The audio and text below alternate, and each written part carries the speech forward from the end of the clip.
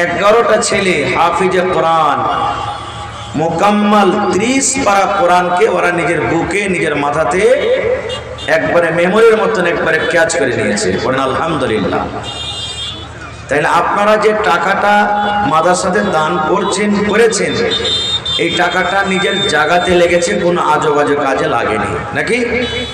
2 নম্বর কথা, আজকে আমরা মুসলমান যত লোক এখানে বসে আছি, 1টা 2টা 3টা 5টা সূরা মুখস্থ করতে কত মাথা খারাপ হয়ে যায়, ভালো লাগে না। বহুকে বলি, বেটিকে বলি, বেটাকে বলি, এই সূরাটা কেমন হবে একটু শুনতো, এই তো ওই তো, আমরা বিরক্ত হয়ে যাই। শিখানেওয়ালা বিরক্ত হয়ে যায়, শিখনেওয়ালাও হয়ে যায়। কিন্তু একটু ভাবা চিন্তা আমরা করছি বা করেন? আজকে যে 11টা ছেলে হাফিজে কোরআন হলো, কেউ 2 বছরে, কেউ 3 বছরে, কেউ 4 বছরে, আর ওদের পড়া দেখবেন বছরে মোটামুটি 5-6 টাকার খালি ওকে লুঙ্গি ছেড়েছে। বলবেন এটা কেমন কথা? পড়ার সাথে লুঙ্গির কি মতলব? প্রশ্ন হতে পারে না? পারে না? যদি বিশ্বাস না করেন তো এই মাদ্রাসা বা এই ধরনের যত মাদ্রাসা আছে আপনি যাই দেখেন, আপনি আসরের পর, জোহরের পর, মাগরিবের পর, এশারের পর, ফজরের পর 1 ঘন্টা পা উঠা থাকবে আর 1 ঘন্টা পা তলাতে, আর বাকি ওর 5 ঘন্টা লুঙ্গিতে খালি ছেঁচে দিবে, খালি ছেঁচে দিবে। সুবহানাল্লাহ। রাত দিন এক করছে পড়ার জন্য। ধন্যবাদ জানাই আমি ওই উস্তাদকে, ওই শিক্ষককে, যারা নিজের ছেলের থেকেও প্রিয় ভালোবাসা দিয়ে এই ছেলেদেরকে লালন পালন করছে। ধন্যবাদ জানাই আমি ওই মাকে, ওই ভাইকে, যারা নিজের ছেলের মতন করে নিজের বাড়িতে খাবার দিয়ে, জাগির দিয়ে তাদেরকে এরকম ভাবে রাখলেন।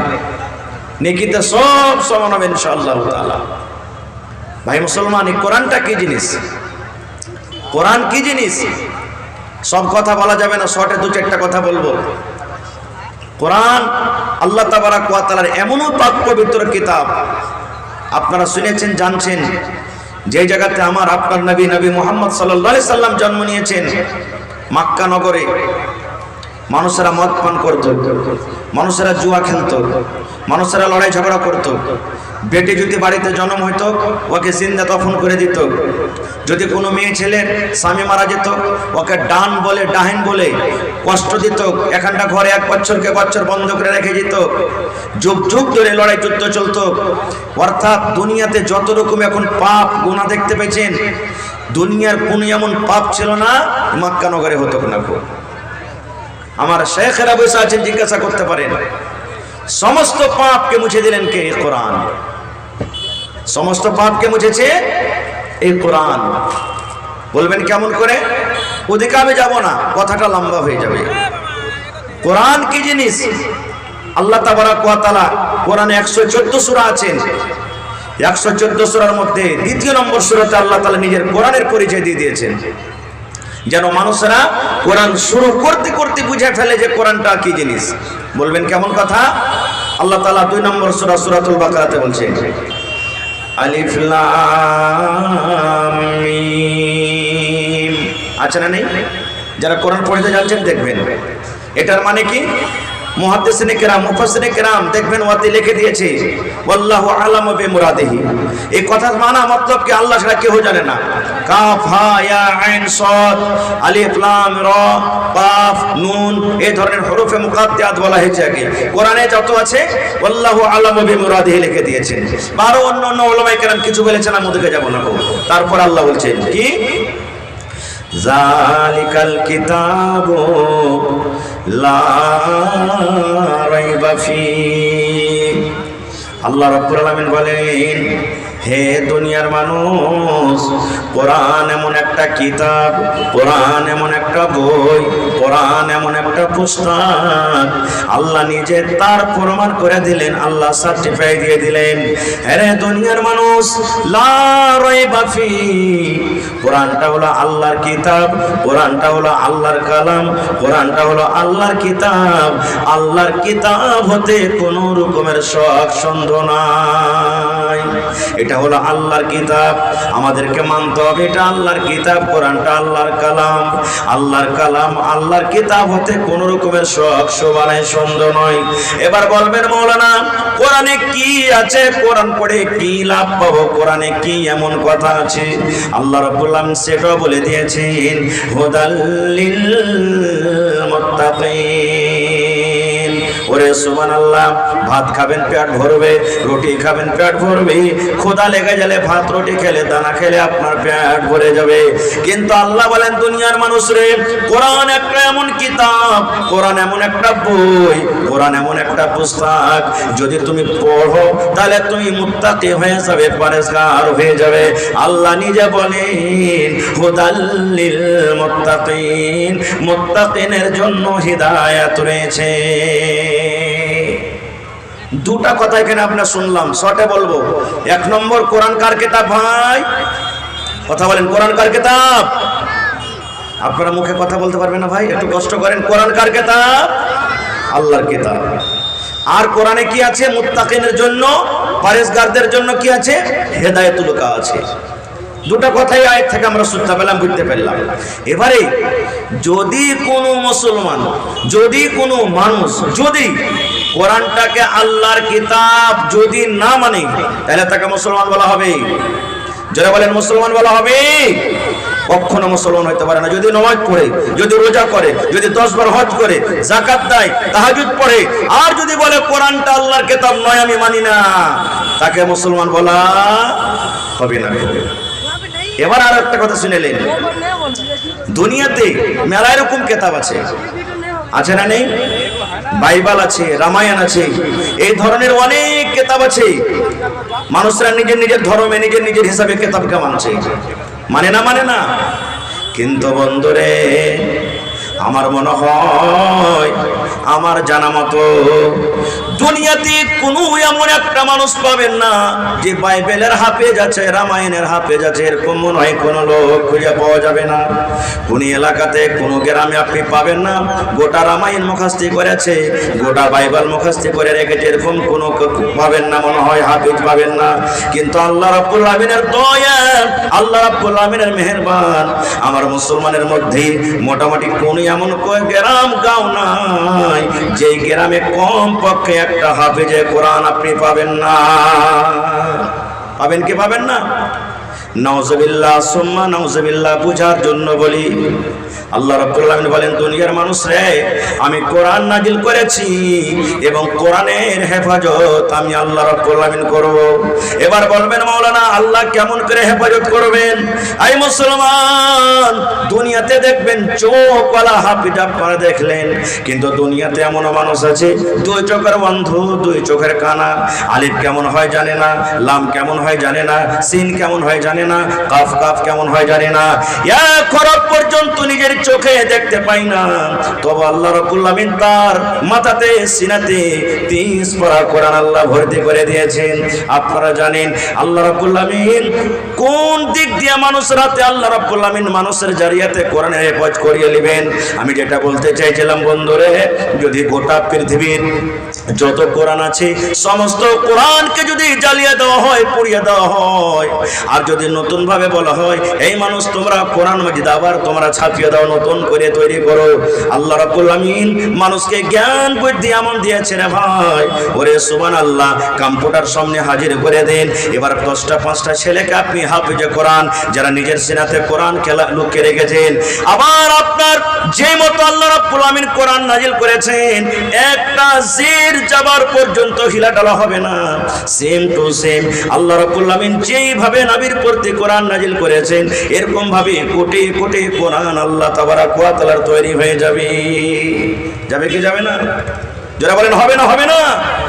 এই কোরআন সুবহানাল্লাহ যখন মক্কা নগরে নাজিল হয়েছিল মক্কার মুশরিকরাকে, মক্কার বেঈমান শয়তানরাকে ভালো লাগতো না খুব। আজকে দেখেন, দুঃখ মনে করিয়েন না, আলহামদুলিল্লাহ আপনারা জালসা শুনতে এসেছেন, কত ভাই জালসার নামে এসে মেলা ঘুরছে, বাজার ঘুরছে। এরাকে যদি বলি যে ওরা আর দল, তাহলে চলবে? বলবেন কেমন করে? নবীজি যখন কোরআন তেলাওয়াত করতেন, যেই নবীর বয়ান, যেই নবীর সুর, যেই নবীর তেলাওয়াত যে শুনতো পাগল, মুসলমান হয়ে গেল, থামতে পারতো না খুব। এক তো নবীর তেলাওয়াত, ওপর থেকে ওরা আরবি বলতো, একবারে মুসলমান হয়ে যেত। ওরা তখন একটা মিটিং করলো। কি মিটিং করলো? আরে এই মুহাম্মদ ছেলেটা যে কোরআন পড়ছে, কোরআন তেলাওয়াত করছে, এর কোরআন পড়াটা কেমন করে মানুষরা শুনবে না, কি করতে হবে এমন? বলছে কোরআন শুনিস না, কর, পড়বে তখন শুনিস না। আর একজন তখন বেঈমান বলছে ও পড়বে আর শুনবো না, এটা কেমন করে হবে? তখন ওরা বলতে লাগলো কি জানেন? আল্লাহ রাব্বুল আলামিন তাদের কথাটা করে নে বলেন, ওয়াকালাল্লাযীনা কাফারু লা তাসমাউ লিহাযাল কুরআন। আল্লাহ রাব্বুল আলামিন বলেন, কাফের বেঈমান মুশরিকরা বলতে লাগলো, যখন মুহাম্মদ ছেলেটা কোরআন তেলাওয়াত করবে, খবরদার খবরদার তার কোরআন মাঝে তোমরা শুনিও না, তার পড়া তোমরা শুনিও না। কি করো তোমরা? ওয়ালগাও, তোমরা লোগো করো, তোমরা সিটি বাজাও, কানে তোমরা লোক দিয়ে দাও, তোলা দিয়ে দাও, তোমরা হয় মাও করে চিৎকার করো, চিল্লাও। এইভাবে যখন তোমরা চিল্লাবে, কানে যখন লোক দিয়ে দিবে, তোলা দিয়ে দিবে, মুহাম্মদ ছেলেটা কোরআন যখন পড়বে, তোমাদের কানে যখন আসবে না, লাআল্লাকুম তাগলিবুন, আশা করছি এই কাজ করার পর তোমরা তারপরে গালিব হয়ে যাবে। কিন্তু তারা কামিয়াব হইতে পেরেছে? জোরে বলেন, হইতে পেরেছে? पारेनी। इस्लाम की फितरत में कुदरत ने लचक दी है, इस्लाम की फितरत में कुदरत ने लचक दी है, ये उतना ही उभरेगा जितना के दबाओगे। নাকি কর্মী দেখেছেন, কর্মীর ঘাস যত কাটবেন দুদিন পর দান ফের ফুনকে হয়ে গেছে অত কাটি। কোরআন ঠিক যত তাকে দাবাবেন অত ইনশাআল্লাহ উপরে উঠবে। তো ভাইরে কোরআনের মেলায় কথা আছে, আমি সব কথা যাব না, মাত্র কোরআনের স্পেশাল 4টা আয়াত বা সূরার ব্যাপারে আপনাকে বলবো, আর সেটা যদি আপনি নিয়ে যেতে পারেন আজকে ইনশাআল্লাহ তাআলা আপনার আশা যাওয়া কামিয়াব হয়ে যাবে ইনশাআল্লাহ। কোরআন মাজিদ একটা সূরা আছে সূরা ইখলাস, আছে না নেই? কার কার মুখস্থি আছে বলেন তো সূরা ইখলাস? হাত তোলেন তো দেখি। সূরা ইখলাস নাম জানে না সবাই? কুল হুয়াল্লাহু আহাদ কার কার মুখস্থি আছে? হ্যাঁ মাশাআল্লাহ, এটা তো থাকবে সবারই, কারণ কেউ নেকি মনে করে করে আর কেউ বিয়ে করার লেগে করে। জি কত মানুষ কহে দাদরা নানারা যখন বড় হয়ে যায় ছেলে পিলা, আরে মরা তোকে কাল বাদ পরশু দেখতে আসবে, আর তুই দুটা সূরা গালা না পড়বি তো কেমন করে তোকে পছন্দ করবে? তখন আলহামদু সূরা শিখবে আর একটা ভাঙা চূড়া করে ইখলাস সূরাটা শিখবে, যাতে ও কোন রকম পাস হয়ে যায়, ওর পরীক্ষাতে যেন কামিয়াব হয়ে যায়। ভাই আমার, একজন সাহাবী নিজের পাড়ার ইমাম ছিলেন, নিজের গ্রামের ইমাম, ইমামতি করতেন। ইমামতি কিভাবে করতেন? প্রত্যেক রিকাতে সূরাতুল ফাতিহা পড়তেন, তারপরে বিসমিল্লাহ বলে কুল হুয়াল্লাহু পড়তেন, তারপরে তখন আরেকটা সূরা পড়তেন, সূরা পড়ার পর তখন রুকু করতেন। তাহলে এক রেখাতে কয়টা সূরা পড়তেন? আলহামদুর পর কয়টা সূরা পড়তেন ভাই? দুটা সূরা পড়তেন। ভালো করে শুনেন, ইমাম সাহেব কি করতেন? আল্লাহু আকবার বলে বুকে হাত বাঁধলেন, বায়াত বানি পড়ে নিলেন, আউযুবিল্লাহ বিসমিল্লাহ বলে সূরাতুল ফাতিহা পড়লেন, তারপরে বিসমিল্লাহ বলে কুল হুয়াল্লাহু পড়তেন, তারপরে তখন আরেকটা সূরা পড়তেন, দিয়ে তখন রুকু করতেন। প্রত্যেক রেখাতে এরকম ভাবে পড়তেন, যেগুলা জাহিরি কিরাত। একদিন দুদিনের পর তখন ওর মুক্তাদি যারা ওই ইমামের ইক্তাদাতে নামাজ পড়ছেন, এরা জড়ো হয়ে বলছেন, ইমাম সাহেব কি ব্যাপার, তুমি এরকম করে এখানে নামাজটা পড়াও? বলছে কেমন করে রে ভাই? বলছে কি তুমি আলহামদুর পর যে সূরাতুল ইখলাস পড়িছো, এটা দেখি তোমার নামাজ হবে না, যে তুমি এটার পরে ফের আরেকটা সূরা তুমি পড়িতে গেছো। আমরা এই নিকালে নামাজ পড়িতে পারবো না। আলহামদুর পর তুমি সূরা ইখলাস পড়ে রুকুতে যাও, আর না তো তোমার যদি না মন হয়েছে তো ওইটাকে বাদ দিয়ে তুমি দোসরা কোনটা পড়ো, মানে দুটাই সূরা পড়ো, আলহামদুর পরে একটাই পড়ো, হয় ওইটাকে পড়ে তুমি রুকুতে চলে যাও, আর না তো ওইটা বাদ দিয়ে আরেকটা পড়ো। কেন সূরাতুল ইখলাস পড়ে কি তোমার নামাজ হবে না? ইমাম সাহেব বলছে হবে। তো বলছে হবে তো তুমি এরকম ভাবে পড়াও, ইখলাস সূরাকে ছেড়ে দাও, আর না তো ওইটাই শুধু পড়ো। ইমাম সাহেব বলছেন শোনো, আমাকে তোমরা ইমাম রাইট ভাবা নাই রাখো, আমি এরকম করে পড়বো নামাজ। আমাকে ইমাম তোমরা রাখো, হ্যাঁ বা নাই রাখো, আমি সূরাতুল ফাতিহা পড়বো, তারপরে সূরাতুল ইখলাস পড়বো, আর তারপরে তখন আরেকটা সূরা পড়ে রুকু করবো, এরকম ভাবেই পড়বো। তোমার কি মনে হয়তো পড়ো, না হয়তো না পড়ো। বেচারীরা মজবুর হয়ে গেল, ওরকম মানুষ নয় আর গ্রামে যে ইমামতি কে করবে। বলছে ঠিক আছে। তারপর দিন ওরা নবী মুহাম্মদ সাল্লাল্লাহু আলাইহি ওয়াসাল্লামের দরবারে চলে গেলেন নবীকে শিকায়ত করার জন্য। ইয়া রাসূলুল্লাহ, আমাদের পাড়ার গ্রামের যিনি ইমাম আছে ও এরকম ভাবে নামাজ পড়ছে, সূরাতুল ফাতিহা, তারপরে সূরা ইখলাস, তারপর আরেকটা সূরা পড়ে রুকু দিয়েছে। আমরা বলছি তো, বলছে আমি এমনি করে পড়াবো, মনে হয় পড়ো নাই না পড়ো। নবীজি বললেন তোমাদের ইমামকে আমার কাছে পাঠিয়ে দাও, যাও যাও ইমাম সাহেবকে পাঠিয়ে দাও, যাও। এবার চলে গেলেন, বলছে ইমাম সাহেব আপনাকে ডাকলেন। নবী